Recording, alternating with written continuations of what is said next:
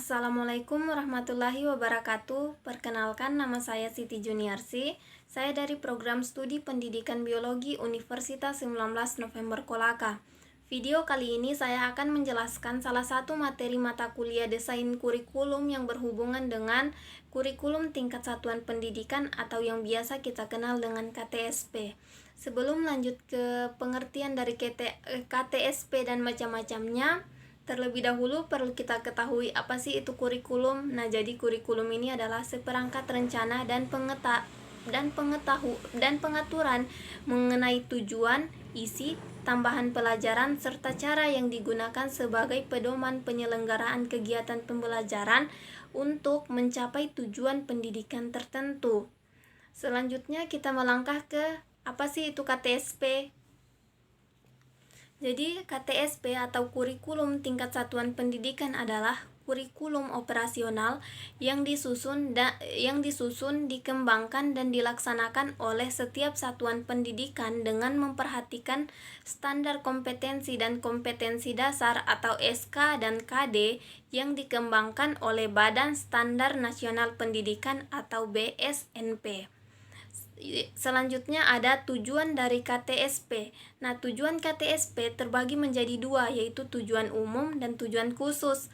Yang pertama saya akan jelaskan tujuan umum dari diterapkannya KTSP adalah untuk memandirikan dan memberdayakan satuan pendidikan melalui pemberian kewenangan atau otonomi kepada lembaga pendidikan dan mendorong sekolah untuk melakukan pengambilan keputusan secara partisipatif dalam pengembangan kurikulum.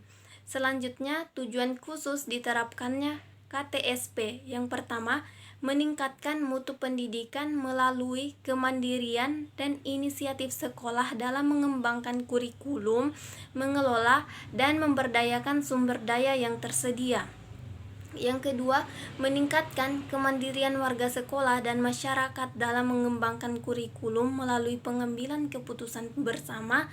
Dan yang terakhir, meningkatkan kompetensi yang sehat antar satuan pendidikan yang akan dicapai. Yang ketiga, ada karakteristik dari KTSP. Yang pertama, pemberian otonomi luas kepada sekolah dan satuan pendidikan. Nah, KTSP di sini memberikan otonomi luas kepada sekolah dan satuan pendidikan yang disertai dengan seperangkat tanggung jawab untuk mengembangkan kurikulum sesuai dengan kondisi setempat. Yang kedua, partisipasi masyarakat dan orang tua peserta didik yang tinggi. Nah, dalam KTSP, pelaksanaan kurikulum didukung oleh partisipasi masyarakat dan orang tua peserta didik yang tinggi, bukan hanya mendukung sekolah melalui bantuan keuangan, tetapi melalui komite sekolah dan dewan perwakilan dan dewan pendidikan merumuskan serta mengembangkan program-program yang dapat meningkatkan kualitas pembelajaran. Yang ketiga, kepemimpinan yang demokratis dan profesional. Dan yang terakhir, tim kerja yang kompak dan transparan. Dalam kurikulum tingkat satuan pendidikan, keberhasilan pengembangan kurikulum dan pembelajaran didukung oleh tim kinerja yang kompak dan transparan dari berbagai pihak yang terlibat dalam dunia pendidikan.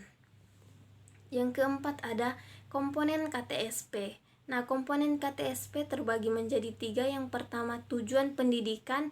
Yang kedua, struktur dan muatan KTSP. Dan yang ketiga, ada kalender pendidikan. Yang pertama, saya akan jelaskan tujuan pendidikan tingkat satuan pendidikan yang terdiri atas tujuan pendidikan dasar, tujuan pendidikan menengah, dan tujuan pendidikan menengah kejuruan. Yang kedua, struktur dan muatan KTSP. Dan yang ketiga, kalender pendidikan. Nah, satuan pendidikan dasar dan menengah dapat menyusun kalender pendidikan sesuai dengan kebutuhan daerah, karakteristik sekolah, kebutuhan peserta didik, dan masyarakat dalam memperhatikan kalender pendidikan. Yang kelima, prinsip pengembangan kurikulum tingkat satuan pendidikan. Untuk prinsip pengembangan kurikulum tingkat satuan pendidikan atau KTSP terbagi menjadi 7. Yang pertama, ada berpusat pada potensi, perkembangan, kebutuhan, dan kepentingan peserta didik dan lingkungannya. Yang kedua, beragam dan terpadu. Yang ketiga, tanggap terhadap perkembangan ilmu pengetahuan, teknologi, dan seni, relevan dengan kebutuhan kehidupan, menyeluruh dan berkesinambungan, belajar sepanjang hayat, serta seimbang antara kepentingan nasional dan kepentingan daerah. Selanjutnya ada landasan pengembangan kurikulum. Landasan pengembangan kurikulum di sini terbagi menjadi dua, ada landasan empirik dan landasan yuridis. Oke, yang pertama saya akan jelaskan landasan empirik pengembangan KTSP. Yang pertama adanya kenyataan rendah kualitas pendidikan, baik dilihat dari sudut proses maupun hasil belajar. Yang kedua, Indonesia ini adalah negara yang sangat luas yang memiliki keberagaman sosial budaya dengan potensi dan kebutuhan yang berbeda-beda. Yang ketiga, selama ini peran sekolah dan masyarakat dalam pengembangan kurikulum masih bersifat pasif. Sehingga dengan dibentuknya landasan empirik, maka diharapkan pengembangan kurikulum di sekolah itu bersifat aktif, bukan pasif lagi. Yang kedua, landasan yuridis atau hukum. Nah, secara formal atau yuridis, KTSP dilandasi oleh undang-undang, peraturan pemerintah, dan Permendiknas.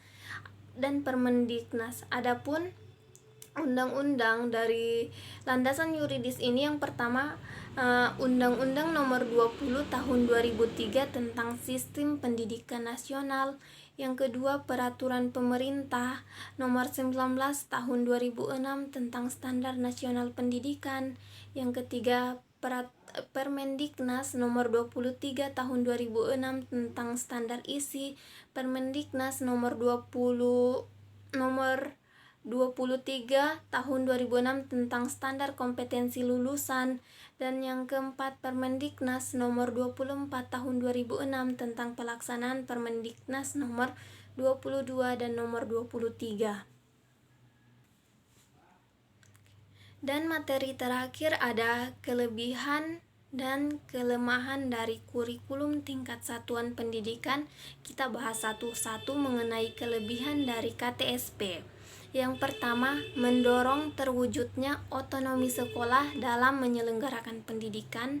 Yang kedua, mendorong para guru, kepala sekolah, dan pihak manajemen sekolah untuk semakin meningkatkan kreativitasnya dalam penyelenggaraan program-program pendidikan. Yang ketiga, KTSP sangat memungkinkan bagi setiap sekolah untuk menitik beratkan dan mengembangkan mata pelajaran tertentu yang akseptabel bagi kebutuhan siswa. Yang keempat, KTSP akan mengurangi beban belajar siswa yang padat. Yang kelima, guru di sini berperan sebagai pengajar, pembimbing, pelatih, dan pengembang kurikulum. Sedangkan kelemahan dari KTSP, yang pertama, kurangnya sumber daya manusia yang diharapkan mampu menjabarkan KTSP pada kebanyakan satuan pendidikan yang ada. Yang kedua, kurangnya kelengkapan dari pelaksanaan KTSP, baik itu sarana dan prasarana pendukungnya. Yang ketiga, masih banyak guru yang belum memahami KTSP secara komprehensif, baik dari konsepnya, penyusunannya, maupun prakteknya di lapangan. Dan yang terakhir ada penerapan KTSP yang merekomendasikan pengurangan jam pelajaran yang akan berdampak pada berkurangnya pendapatan para guru. Baik, mungkin itu saja yang dapat saya sampaikan. Kurang dan lebihnya mohon dimaafkan. Billahi taufiq wal hidayah. Wassalamualaikum warahmatullahi wabarakatuh. Terima kasih.